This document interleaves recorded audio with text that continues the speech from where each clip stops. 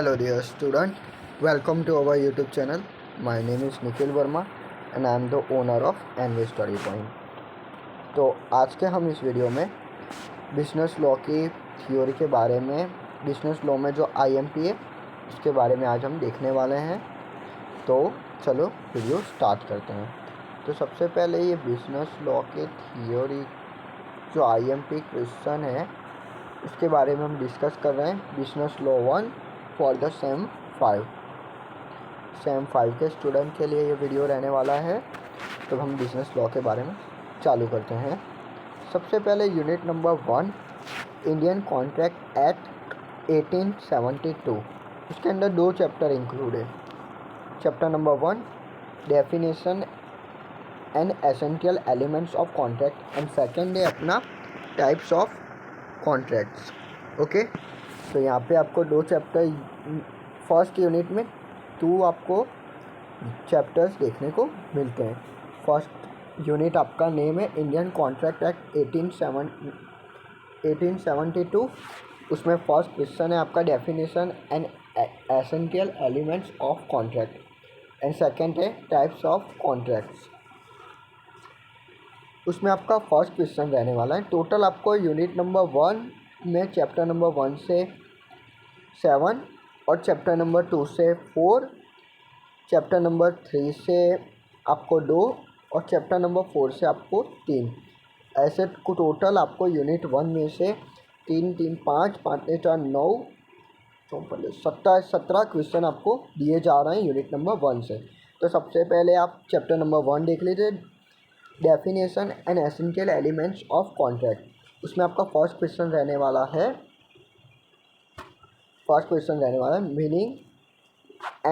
Meaning of agreement and contract. Second question अपना रहने वाला है essential elements of valid contract. Third question आपका रहने वाला है meaning and features of proposal and intention. Fourth question आपका रहने वाला है specific condition with offer. Fifth question आपका रहने वाला है essential element of legal proposal. Sixth question आपका रहने वाला है offer acceptance revocation and seven question आपका रहने वाला है एक्सेप्टेंस। ओके, अब हम चलते हैं यूनिट नंबर 2 की ओर,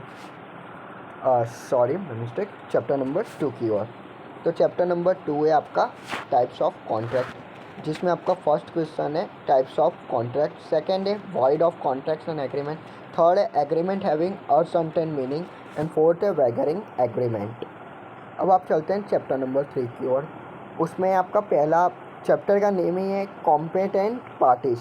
इसमें आपका क्वेश्चन नंबर 1 है agreement with minor person and person disqualified by law. Okay, उसके बाद हम चलते हैं लास्ट चैप्टर की ओर। इसमें आपको 3 क्वेश्चन देखने को मिलते हैं, meaning and effect of free consent and coercion and third है difference between fraud and misrepresentation. Okay, तो ये था आपका यूनिट नंबर 1 के 4 चैप्टर्स। अब हम चलते हैं यूनिट नंबर 2 की ओर। तो यूनिट नंबर 2 का नेम है आपका यहाँ पे unit number 2 Indian contract act 1872। Unit number 1 भी वही था 1872 और यूनिट नंबर 2 भी वही है, पर उसके अंदर के चैप्टर्स अलग अलग हैं। Chapter number 1 consideration, chapter number 2 performance of contract, chapter number 3 discharge of contract and rules of compensation, chapter number 4 contingent contract and quasi contract. Okay, तो हम सबसे पहले चैप्टर नंबर 1 की तरफ चलते हैं, जो यूनिट नंबर 2 के अंदर आया हुआ है, जिसका नेम है चैप्टर का कंसिडरेशन, जिसके टोटल आपको यहाँ पे 5 क्वेश्चन देखने को मिल रहे हैं।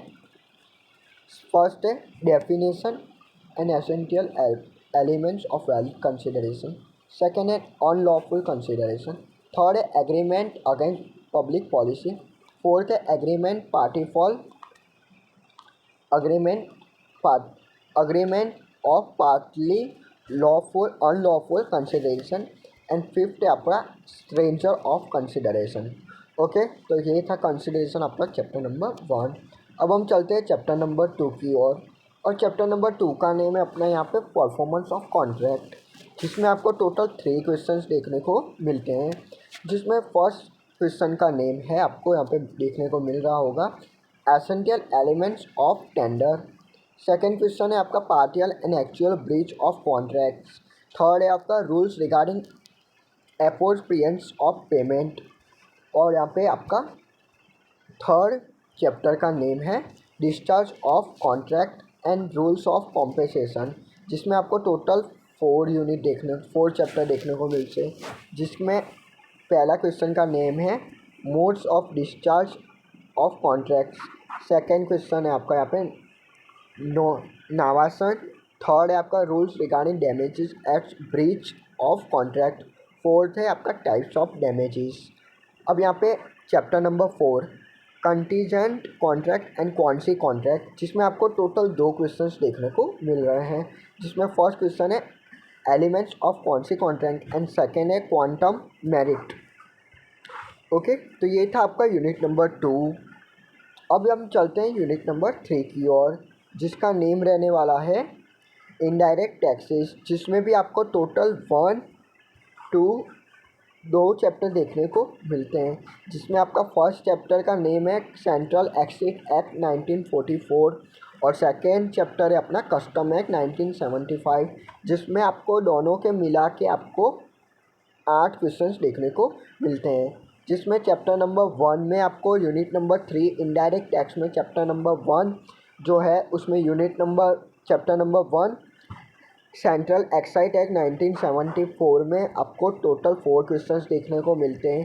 जिसमें पहले क्वेश्चन का नाम है definition under central excise act section 2 और सेकेंड क्वेश्चन है आपका levy collection of duty section 3, 4 and 4 है।